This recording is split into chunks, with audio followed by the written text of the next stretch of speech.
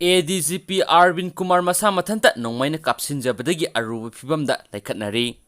Manipur Police ki Additional Director General of Police Law and Order oina Puriba Arvind Chai 53 ngasi nungthil pung 1:45 taba matamda ahanba Manipur Rifles da lairiba masagi quarter da masa matomda Nongmeina Kapsinjaribano hauzik aruba fibamda Imphal gi North AOC da leiba lairiba Rasmidi City da laikhatnari ba Arvind English English samapan maudragani thoi base IPS officer Manipur Kedarne mahak ahanbada IB gi Joint Director su oina thaupuramki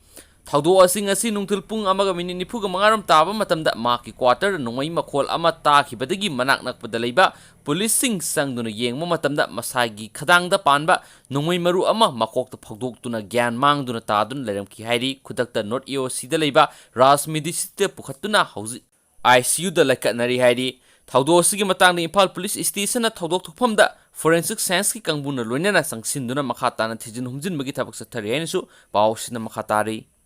Paumi singna phongdora khibada Arvind hauzik phawbi oina thoidokna mipainingai oidri mak wari waitai phajana sanaba ngamli maki phibam khara phagalakpaga makhatana layeng sathanabagi damak Delhi da punaba sem sare hainisu makhatana phongdorokli